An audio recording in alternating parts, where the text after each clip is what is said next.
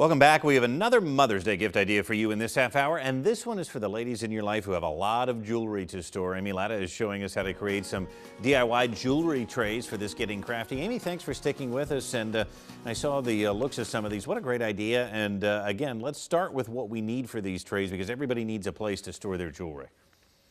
We sure do. And even if you don't have a ton of jewelry, you can also use these little trinket trays. We all have little things or keys or whatever it is that we need a little place to put. So this is a great gift because it's a useful one as well as a personal one. So to create these, you need unfinished jewelry dishes, and these can be any shape, any size, any style that you want them to be. So I actually got these from a half-price home goods store in Hanover. And I got this one that's geometric shaped. Another one, I have a diamond shaped one here. This one's really tiny. So lots of different options that you can find.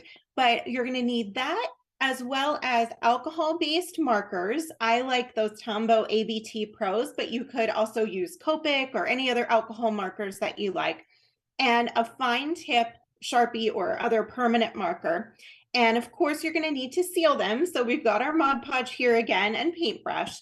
And that's really all that you need to create the project. Yeah, again, simple things. This isn't 15 or 20 things that you need, so that's good. Now let's walk through the steps of this because again, it looks pretty simple too. So how do we incorporate the markers and the dish and the kind of the jewelry trays? Sure. So the fun thing about this is that honestly, you can personalize them in any way that you like. If you've got little kids and they're making this for mom, they can write a message or they can draw anything they like to draw.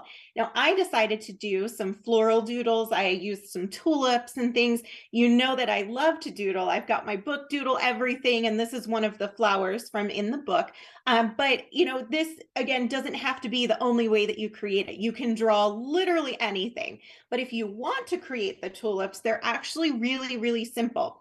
All you're going to do is start with a U shape. Then you're going to create those two front petals, just a little wiggly line, and then bring it down. Very, very easy. And then a wavy line across the back for that back of the flower.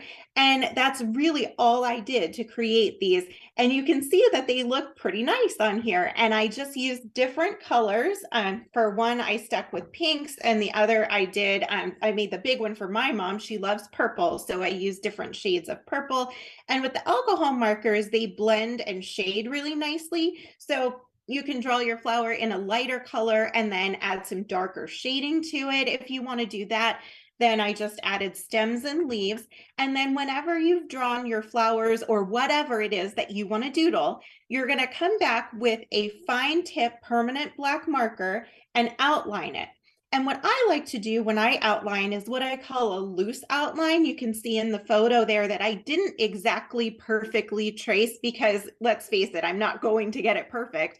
When you do things by hand, they look hand done, and that's what we want. So I actually purposely trace around things twice, and I don't try to follow exactly the line. So it gives us that like purposeful messy look, if you know what I mean. And that way it covers up any imperfections. Then once you're finished drawing and outlining, you're going to seal it. So we're going to use, again, any kind of decoupage formula, any finish that you like. I like to make my trays glossy, but you can also make them matte or sparkly or anything you want, satin. And then you're just going to paint a coat of the decoupage formula all over it, including the back and the sides so that you can seal the whole thing. It'll be nice and finished, and then it's ready for mom to use. Something she will cherish forever, I'm sure, especially if it comes from the kids. Just a great, very beautiful thing. Amy, remind us of your website because if people want steps on how to create this or they want to get your book there about doodling, where can people get all of this? You can find everything at amylattacreations.com. I'd love for you to stop by and visit. I have step-by-step tutorials for the flowers and, of course, lots of links to the book, which I think you'd enjoy too. Thanks so much, Amy. We'll see you again soon.